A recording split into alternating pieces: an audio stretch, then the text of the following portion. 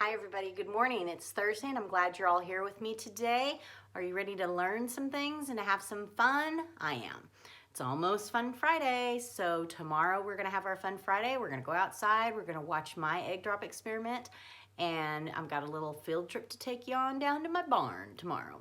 All right, so let's go ahead and look at the screen here. Okay, so we've been talking about protagonists and antagonists. And yesterday, Justin sent me his information about his protagonist and his antagonist, and we talked a little bit about what the protagonist looks like in stories, like in Frindle. And then we used our word solution, which we found out was solving a problem or dealing with a difficult situation.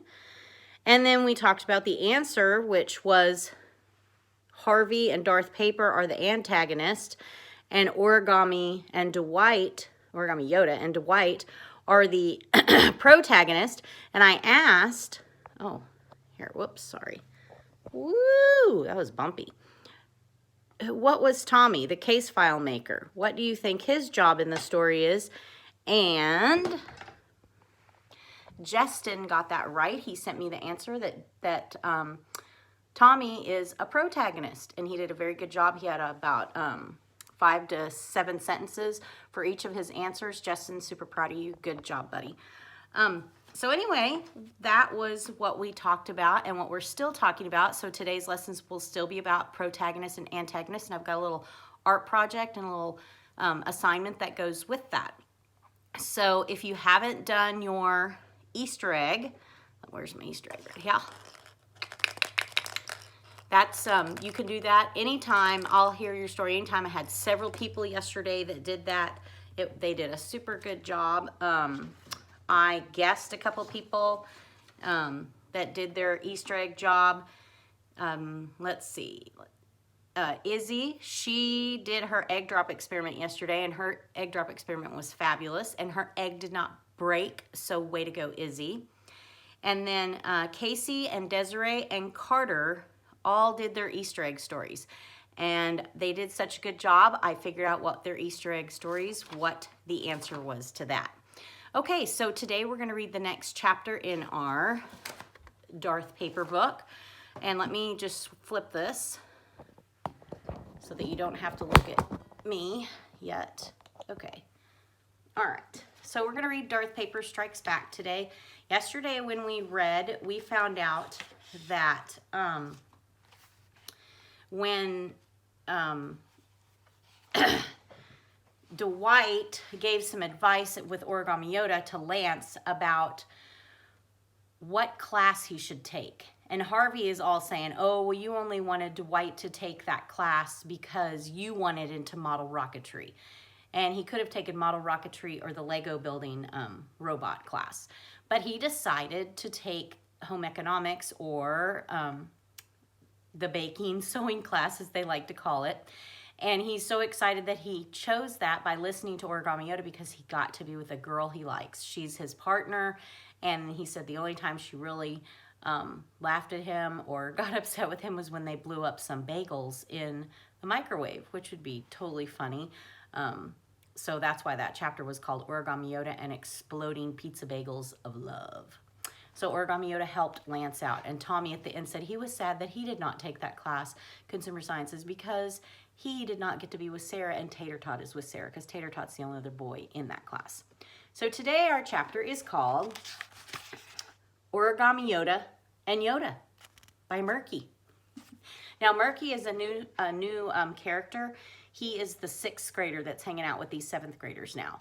And so, ooh, there we go again. So this is his letter by Murky, and he's kind of like a skater dude. He's one of the skater guys from the skate park. It says, School Board, the other day after I watched The Empire Strikes Back for the millionth time, massively bold movie, I was thinking about Yoda. See, if he was 900 years old in Empire Strikes Back, then he was like 870 years old in The Phantom Menace. So what was he doing all the time before the movies? And where did he come from? So I looked it up on Wikipedia. And there's some stuff but apparently nobody really knows. George Lucas won't say, and he won't let any other Star Wars writers come up with an answer either. But then I thought maybe I didn't need George Lucas after all. I go to school with Origami Yoda. If anybody would know, he would know. So I asked him, here's my conversation. Me. Where are you from? And I don't mean Dagobah. I mean, where are you originally from? Origami Yoda. A tree. Me. What? You mean your species lives in trees? Like monkeys? Or Ewoks? Origami Yoda. No, from a tree I come. Then from Asami Origami Paper Company. Me. Oh. Annoying 7th grader named Harvey. The truth at last. Origami Yoda himself admits he's just a piece of paper. Kellen's friend Tommy. Yeah, but for the first time you've acknowledged his existence. You just said Origami Yoda himself admits. Harvey. Ha! You know what I mean. Whoever said it, he's still just a piece of wood pulp from a sawed up tree. No magic force, just a tree. Origami Yoda. The force flows through all living things. It does. Plants, animals, people, and Wookiees, and trees. Harvey. Whatever. Me. What about the real Yoda? Harvey. There is no real Yoda. He's a... Dude, would you shut up for a minute? Would I shut up? This is my table. If you don't like to listen to me, then don't stand around my table. Kellen. It's not your table, Harvey. It's... Harvey puts up Darth Vader paper finger puppet on his finger. Don't make me destroy you. Origami Yoda. Noisy it is here. Come, let us to the freezer line go. So we went to get some popsicles, like in the popsicle line. Origami Yoda. Keep a secret, can you? Never tell? Me. Sure, absolutely. And Origami Yoda whispered the answer in my ear. And it was totally Stokey stuff. Really fits with the whole rest of the Star Wars story. It makes sense, but it's kind of surprising too. And I've kept my promise to keep it a secret. Harvey's comment. Give me a break. Am I supposed to believe that? Is there any point to this other than to prove that Murky should have been held back a year in school? Or 2? Massively bolt? Totally Stokey stuff? Does that even mean anything? My comment, Tommy. Yeah, that means it's really amazing, I think. But yeah, I'm not sure this does much for our case file either. And then it has a big Stokey. So what do you think he was trying to add to that? Murky just kind of wanted to say that he thinks that Dwight's answer with Origami Yoda was actually the answer as to what Yoda was doing before The Phantom Menace, which is the first Star Wars movie.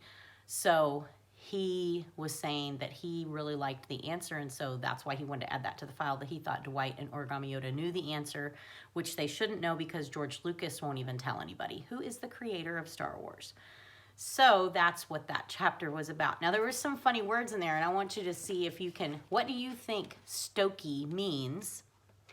And what do you think pulp is? Those are the two I want you to think about. Pulp and Stokey. All right, so that was our chapter for today. Now, let me take this off here. Okay, so what we're going to do today is we are going to do some drawing. So I'm going to show you what we're going to draw in just a minute, but we're going to, our assignment today is going to be, we're going to draw a peep and a bun. They look like this. Beep, beep, beep. And the peep is going to be the protagonist. The bun is going to be the antagonist. And then you're going to write up here the title.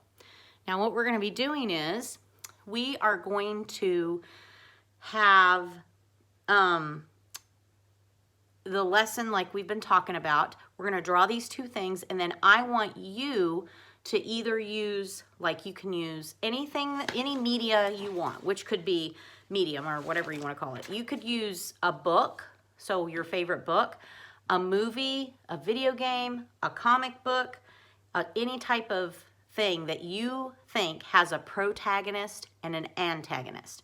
So you're going to turn the Peep, the little bird, into the protagonist of your story or your video game or your TV show or your movie. Then you're going to turn the bun into the antagonist. So it can be, and then you got obviously put the title at the top so I will know what you've got a picture of. Now let me show you what I'm talking about so you can see. I did one for The Strange Case of Origami Yoda, which was our book that we read before Darth Paper Strikes Back. So here's mine. And it says The Strange Case of Origami Yoda. And then here is my Peep, the protagonist. And notice he's wearing his green sweater. This is Harvey. And he's got his Origami Yoda. And then here is my antagonist. This is Harvey. And he's got his version of Origami Yoda. And Tommy is up here at the top. And he is asking, does Sarah like me? And Dwight's, the protagonist, Origami Yoda, says, likes you, she does very much. And Harvey, the antagonist, his Origami Yoda says, hates you, she does. So that's what mine looks like. And I colored him and made him look like, on the outside, like he's got a shirt that says, you don't know the power of the dark side. There's his hair and his glasses. And then Dwight's wearing his Christmas sweater vest. And I got his orange crazy hair on there. So I changed them into my two characters, my main characters from The Strange Case of Origami Yoda. So that's kind of what you're going to do today. So let me, I'll just put that down there. So we're going to draw these. I drew these earlier, and I'm just going to take a piece of paper. So get you out a piece of paper, and I'll draw them on top of this so you can see how to draw them too. So get you a piece of paper out and put it this direction. Now let me get this phone hooked up.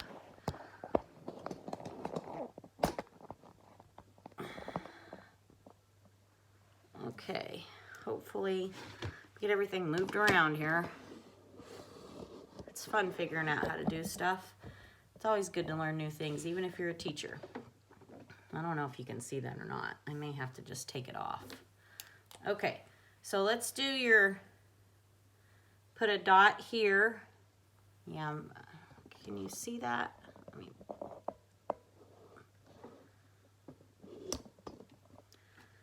maybe scoot it, there we go. Okay, so put a dot right here. That's where your Peeps head is gonna be, from the top of the paper to the bottom of the paper. And here's where the, between the ears is gonna be on your bun. Okay, so I can make those a little bigger so you can see them. Okay, so let's start with our Peep. I'm using a black Sharpie. You can use anything you have at your house. I know some of you don't have good quality items right now because we haven't been at school. Just use whatever you have. So you're just going to draw a line that comes around like this. And then I'm going to make it go this direction. So it kind of looks like a, I'm going to make it a little thicker because I jacked that up with a big old dot right there. Like that. And then I'm going to make this curve in so it looks like his beak. Okay. Then I'm going to take this in the middle of the beak part where the face is, and then I'm going to just make the belly go out. It's almost like an S. Make it go across the bottom.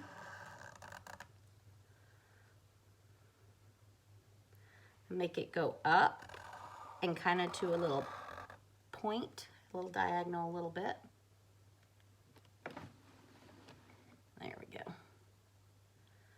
And then I'm going to bring it in and touch the head part. So around, in, out, across, up, and close. Then I'm going to put a little dot for his eyeball. As you can see, the little Peeps and buns, they have the little dots. Okay, now let's do the bun. Move my paper so you can see here. I'm going to go up to the top and around for one ear, then up to the top and around for the other ear. And these don't have to be perfect. Now the bun has kind of like a rounded, like a half of a semicircle kind of head and a body. So it's real round. So it's kind of just go out and in, out and in. That. And you don't want to go too far in because you got to make this stomach, which goes out and around and up. So it almost looks like an 8 if you drew an 8 like that.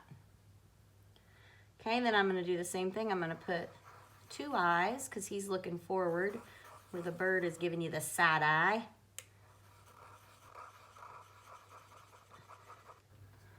Okay, so there's your bun. Now, I'm going to write protagonist here.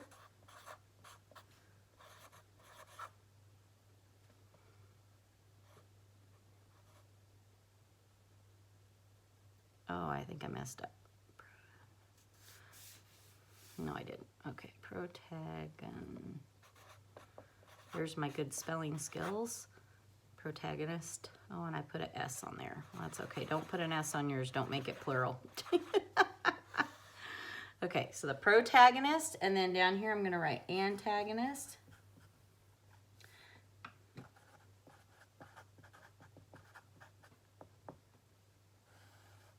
Okay, and then at the top, just put the word title, T-I-T-L-E. And then, so when you get ready, you're going to change your bun into your main character that is giving you all the problems.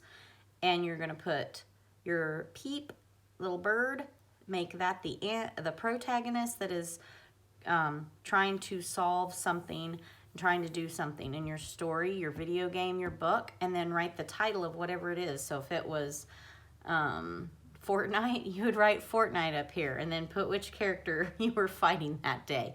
If it was like in our story, and I threw my paper on the floor, but I can eat it. Let me hold it that way. Protagonist, antagonist. I made them look like the characters from my story, title at the top. Mine's a little bit bigger because this is one that we do at school, but I know you don't have this good paper, so just use whatever you have at home. Now, okay, so that was that. Good job if you got that done. Here, I'm going to take that off and I'm going to let you look at it from this direction so you can see it. There's the Peep and there's the bun. Let me get the good one, and see, you can write antagonist. Can you see that right here? There's the Peep, and he says protagonist, antagonist. Okay, so that's that. So I hope that you do your assignment for today, and I would love to see those tomorrow or this weekend, just as long as you do them. And I'd like to see if you haven't done your story yet. Some of you have not read me your Easter egg story. If you've done those, I'd love to hear those. If you can't, that's totally fine. Now, let's take a little look at our egg today. In our journal, we should be on day 4 today because we're going to fill it out. Now, let me let you look at this. So you should be filling out your egg bounce journal. And then for April 8th today, this was yesterday's, it said the cup and egg are very blue. There is a lot of stuff floating on the top. It is more blue on the top layer than underneath. There is foam around the egg poking out of the top. It looks like some of the vinegar evaporated. So that was mine from yesterday. So today you should be on April 9th. Let's take a look at our cup. First of all, let's look at it up here. See if you think the vinegar has gone down some. Let's see all the stuff on there. See the egg floating in there. Now let's look at it from the top. There it is. Okay. From a further distance. Roll him around a little bit. Okay. All right. So I hope you're doing your egg bounce journal. Tomorrow we're going to see if it turned out to be kind of bouncy, kind of rubbery. So we did that. Now let's move on to, let me see, I've got a couple more things. I wanted to also say good job to Carter, Sabrina, and Izzy because they found the Peep again yesterday. Our Peep that was hidden outside. I'm going to show you where it was hidden in a minute. So that was a good job done by them. Our factor cred for yesterday. So our question yesterday was, the ancient Aztecs brewed cocoa beans to make hot chocolate, a hot chocolate drink that they called the blood of the gods. And that is actually, let me get my paper out here. Crud. Not that we don't get cocoa beans from that part of the world, that they did make hot chocolate, but this is what the answer, it says why it is crud is because the Aztec called their chocolate drink the divine beverage, which was served only to prominent people, which means only the elite people, and you should know what that word means because that was a word nerd word at school. The elite people were allowed to have this drink, and it was called the divine beverage. So that was crud.